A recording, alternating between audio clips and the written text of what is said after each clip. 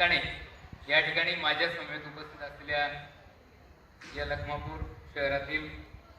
वैद्यकीय व्यावसायिक doctor Sheetal Patil madam, त्याचप्रमाणे ज्यांनी सटाणा मालेगाव देवळा या त्रिवेणी संगमावर लखमापूर या ठिकाणी हे शैक्षणिक नंदनवन फुलवलं असे या संस्थेचे चेअरमन आमचे मित्र प्राध्यापक शरद भालेराव सर, त्यांच्या सुविद्य पत्नी ज्या आपल्या लेकरांसाठी खऱ्या अर्थाने इकडे परिश्रम घेतात अशा या संस्थेच्या प्राचार्या तो तनया भालेराव मॅडम, आणि ज्यांच्या भरोशावर ज्यांच्या विश्वासाने ही संस्था इकडे पोहोचते आहे आणि शिक्षणाचा हा मळा जोरदार फुलवत आहे असे सर्व पालक आणि माता भगिनी. खरं तर वार्षिक स्नेह संमेलन आणि पारितोषिक वितरण समारंभ या परंपरागत पद्धतीला छेद देऊन एक वेगळा कार्यक्रम आज बघायला मिळाला. शिक्षण क्षेत्रामध्ये गेले 28 वर्ष काम करत असताना वेगळं पैलू, वेगळं पण काय जपता येईल, काय वेगळं विद्यार्थ्यांना देता येईल यासाठी शिक्षक हा प्रयत्न करत असतो. आणि त्या वेगळेपणातूनच प्रत्येक पालकाची अपेक्षा असते की माझा मुलगा चांगला शिकला पाहिजे, सक्षम झाला पाहिजे, उत्तम शिक्षण मिळालं पाहिजे, दर्जेदार गुणवत्तापूर्ण शिक्षण मिळालं पाहिजे. शिक्षण मिळत असताना तो समाजशिक झाला पाहिजे, समाजामध्ये कसं जगावं, समाजामध्ये कसं वागावं, या सगळ्या गोष्टींची अपेक्षा आजच्या पालकांना लागून राहिलेली आहे. की आज जो कार्यक्रम या ठिकाणी आपल्या समोर सादर झाला, खऱ्या अर्थाने मेंदूच्या ज्या नवसंकल्पना आहेत, वेगळी कल्पना आहे, ती सुपीक डोक्यातून ज्यावेळेस सादरीकरण या ठिकाणी विद्यार्थ्यांनी केलं, अगदी 6वीचे विद्यार्थी इकडे आहेत, बहुतांश पालक सर्व जवळपास 100% ग्रामीण भागातले आहेत आणि ग्रामीण भागातील तिकडे मालेगाव इथून 18 किलोमीटर आणि सटाणा 18 किलोमीटर अशा मध्यवर्ती ठिकाणी मला वाटतं आपली संस्था आहे. 1550 विद्यार्थी शिक्षण घेतात आणि शिक्षण घेत असताना दैनंदिन अभ्यासक्रम, वर्षभराचा दिलेला कामकाज, शासनाने दिलेली संहिता पार पाडत असताना त्याही व्यतिरिक्त शिक्षणाच्या पलीकडे जाऊन माणूस कसा घडावा, उत्तम माणूस घडण्याचं शिक्षण मला वाटतं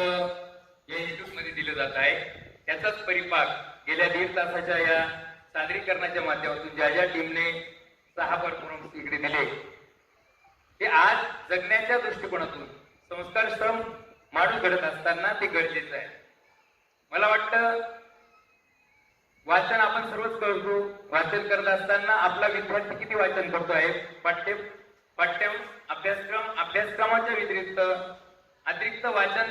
करण्याची गरज आहे. आणि मग अतिरिक्त वाचन करत असताना त्या वाचनाचा कृतीशील अंतर्भाव आपल्या विद्यार्थ्यामध्ये कसा घडेल, आपल्या पाल्यामध्ये कसा घडेल, यासाठी संस्कार कुठेही विकत मिळत नाही. प्रत्येकाकडे पैसा व्यवस्थित झालेला आहे, प्रत्येक जण आपला सक्षम आहे. आपल्या मुलाला चांगल्या शाळेत टाकण्यासाठी, जास्तीत जास्त पैसे खर्च करण्यासाठी, आपल्या मुलाला जास्तीत जास्त कशा सोयी देता येतील, चांगल्या सुविधा देता येतील, याकडे कटाक्षाने प्रत्येक पालकाचं, प्रत्येक मातेचं लक्ष असतं. परंतु हे सगळं करत असताना आपण आपला प्रपंच, आपला व्यवसाय हे सगळं पाहत असताना त्या मुलाकडे आपल्याला वेळ देता येत नाही. अशा वेळेस पूर्णतः जबाबदारी शिक्षकावर येऊन पडते आणि मग ज्या वेळेस अशा संस्था, अशा शिक्षण संकुल खऱ्या अर्थाने समाजासाठी विकासाचे केंद्र ठरू पाहतात आणि खऱ्या अर्थाने ती शाळा म्हणजे समाजाचं विकास केंद्र आपल्याला म्हणावं लागेल. आणि म्हणून इकडे सोशल मीडियाच्या संदर्भाने जो परफॉर्मन्स झाला, जवळपास इकडे बसलेल्या सर्व पालकांकडे, प्रत्येक, मला वाटतं माझ्या भगिनींकडे सुद्धा मोबाईल आलेला आहे. कारण की आज अगदी ग्रामीण भागातील ढोरगुरं चालणारा जो आहे तोही बांधव थोडंफार का होईना शिक्षण घेतलेलं आहे, निरक्षर असं कोणीही नाही. आणि मग मोबाईल वाचून कोणी राहील, कारण की मोबाईल लाईफलाईन होत चाललेली. आणि ही मोबाईल लाईफलाईन होत असताना त्या मोबाईलच्या माध्यमातून वेगवेगळे ऍप जे आहेत, त्या ऍपच्या आडी आपला पाल्य विद्यार्थी कसे बळी जातात याबद्दलचं सादरीकरण परफॉर्मन्स इकडे विद्यार्थी सादर करत होते. खरं तर शिक्षणाही पलीकडे जाऊन, रोजचं दैनंदिन शिक्षण घेत असताना शिक्षणाच्या पलीकडे जाऊन आपल्याला भविष्यामध्ये एक भारताचा सक्षम नागरिक घडवायचा आहे. तो नागरिक घडावा, त्याला समाजामध्ये वावरताना, आपल्या आई वडिलांशी वावरताना, गुरुजनांशी वावरताना, नातेवाईकांशी वावरताना, समाजातल्या प्रत्येक घटकांशी बोलताना, चालताना, ऐकताना आणि समाजामध्ये मिसळताना कसं वागलं पाहिजे, यासाठी असे उपक्रम गरजेचे आहे. आणि म्हणून परंपरागत वार्षिक स्नेह संमेलनामध्ये नृत्य, गाणे, नाटिका, वेगवेगळे सादरीकरण याला फाटा देऊन एक वेगळा पायंडा, मला वाटतं सरांशी जेव्हा बोललो चेअरमन साहेबांशी, प्राचार्य मॅडमशी, त्यांनी सांगितलं की सलग 10 दिवस हा कार्यक्रम एकाच वर्गासाठी स्वतंत्र एक 1.5 तासाचा, 90 मिनिटाचा ते 2 तासाचा वेळ दिला जातो आहे. आणि एक सुंदर असं त्या विद्यार्थ्यांचं सादरीकरण, कुठल्याही प्रकारचे बाह्य जे तुमचे कोरिओग्राफर्स वगैरे काय असतात ते न बोलवतात, आपल्याच रोजचे अध्यापन करणाऱ्या शिक्षकांकडून या मुलांची सुंदर अशी तयारी करून घेतली. खरं तर ज्यावेळेस ते इकडे सादर होत होते, त्यांचा परफॉर्मन्स बघत असताना आमच्यातला, माझ्यातला शिक्षक जागरूक होतो आणि वाटायला लागतं की मुलं ज्यावेळेस समोर येतात, सादरीकरण करतात, अगदी अस्खलित माझ्या ग्रामीण भारतातला एक मुलगा अस्खलित इंग्रजी बोलतो आणि जगाच्या पाठीवर तंत्रज्ञानाशी साथ करत असताना, परदेशाशी ज्यावेळेस आपला संघर्ष होत असतो आणि जगाच्या पाठीवर ज्ञान अद्ययावत करत असताना इंग्रजी भाषेचं संस्कृत असं ज्ञान मिळावं, सखोल असं ज्ञान मिळावं, ही जी ग्रास्पिंग पॉवर त्यांची होती, ती जी सादरीकरणाची क्षमता होती, हे बघितल्यानंतर खरंच हे ग्रामीण भागातले विद्यार्थी आहेत का, याचं कुतूहल या ठिकाणी जागृत होत होतं. आणि अशा प्रकारचे विद्यार्थी ज्यावेळेस घडतात त्यावेळेस खऱ्या अर्थाने माझ्याही मनाला शिक्षक म्हणून अनेक गुरुजींना ज्यावेळेस आम्ही शाबास म्हणतो, त्यावेळेस मी लखमापूर शाळेच्या या केडी भालेराव संस्थेतल्या सर्व गुरुजनांना शाबास गुरुजी म्हणेल आणि तुम्हा पालकांना धन्यवाद देईल की आपण या संस्थेसाठी आपल्या मुलाची जबाबदारी या भालेराव दाम्पत्याकडे सोपवतात. खरं तर भालेराव दाम्पत्य, मी या अर्थाने म्हणेल की या पती पत्नीने काय असतो, ध्यास असतो, एक तपश्चर्या जशी केली जाते, आपली शाळा, आपली संस्था सातत्याने, आता मला वाटतं गेल्या 3 वर्षामध्ये मला जवळपास 4थ्यांदा 5व्यांदा यावं लागत आहे. काय असेल काय माहित नाही, कधी कधी काही माणसं अशी भावतात आणि ऋणानुबंध असे निर्माण होतात. एक साधारण प्राथमिक शाळेतला एक शिक्षक आहे, मी गुरुजी आहे आणि तिकडे काम करत असताना माझ्या वेळेनुसार मला वेळ उपलब्ध होईल त्या पद्धतीने त्यांचा ज्यावेळेस कार्यक्रम असेल त्यावेळेस बोलवण्याचा प्रयत्न करतात आणि एका उत्तम अशा इंटरनॅशनल इंग्रजी शाळेच्या मंचावर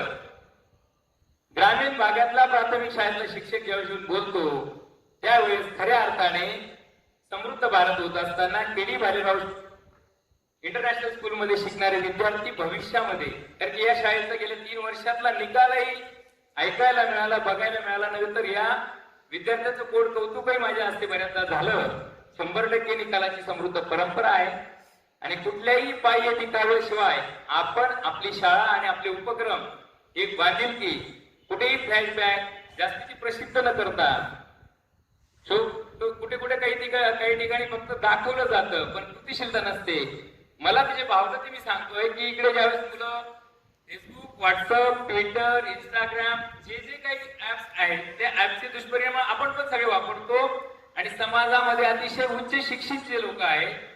त्यात तुम्ही आम्ही सर्वच झालो. बरेच जण आता प्रत्येक पालक जो आहे सदृढ आहे, सक्षम आहे, शिक्षित आहे, उच्च शिक्षित आहे आणि या ऍपचं बळी आपण कसं पडतो की पेटीएम असेल, तुमचं एटीएम असेल किंवा फोन पे असेल, इलेक्ट्रिसिटीच्या बिलच्या माध्यमातून सुद्धा बऱ्याच जणांना गड्डा घातला जातो. त्यावेळेस आपलेच मुलं आपल्याला सांगतात की कुठल्याही प्रकारचा ओटीपी आपण शेअर करू नका. अशा प्रकारची जागृती ज्यावेळेस या विद्यार्थ्यांच्या माध्यमातून होते, ज्यावेळेस हे विद्यार्थी व्हॉट्सअपचे दुष्परिणाम सांगत होते की फॉरवर्डेड जग झालेला आहे आणि फॉरवर्डेड जग होत असताना ज्यावेळेस एखादा आलेला मेसेज मलाच पहिल्यांदा आला, सोलापूरच्या बार्शीची घटना 10 वर्षापूर्वीची घडलेली आहे आणि ती मला ज्यावेळेस माझ्या मोबाईलवर येते ती मला असं वाटतं की मलाच आता कळाली, मी लगेच शेअर करतो माझ्या 10 ग्रुपमध्ये आणि त्या 10 ग्रुप मधले अनेक बांधव माझ्यासारखेच पुन्हा ते 10 लोक अनेक झाला, मग मल्टीमीडिया होत जातो आणि ती घटना 10 वर्षापूर्वी घडली की आता घडली. पण त्या आभासी जगामध्ये वावरत असताना वास्तव ज्या वेळेस घडलेलं असतं आणि खऱ्या अर्थाने आपल्या शेजारी एखादी घटना घडलेली असते तिला आपण शेअर करत नाही आणि खोट्या गोष्टी खोट्या बातम्या ज्याच्यामुळे समाजामध्ये किंवा दोन गटांमध्ये दोन गटांमध्ये आपसी संबंध बिघडवण्याचे कारण होतात आणि म्हणून या विद्यार्थ्यांनी चांगला असा संदेश दिला आहे.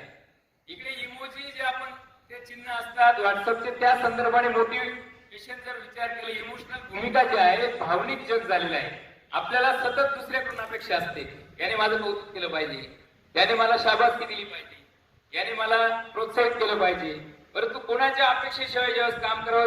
करावं हे ज्यावेळेस त्यांनी दाखवलं की एखाद्याचा तिरस्कार करणं रडणं कृतिशीलता सगळ्या ज्या ऍक्टिव्हिटी त्यांनी दाखवल्या सुरुवातीला नकारात्मकता आणि सकारात्मकता दोन्ही गोष्टींचा संगम या ठिकाणी घालून ज्यावेळेस ते विद्यार्थी दाखवतात मला वाटतं ह्या विद्यार्थ्यांनी हे सादर करत असताना ते जर स्वतःच्या जीवनात अंगीकारलं तर तो विद्यार्थी सर्वात मोठा माणूस झालेला असेल असं मी सांगतो. वेळ खूप झालेला आहे. आपण या ठिकाणी बोलवलं माझा सन्मान केला मला बोलायला संधी दिली त्याबद्दल मनापासून आभार मानतो. सर्व पालकांना धन्यवाद देतो. जय हिंद जय महाराष्ट्र.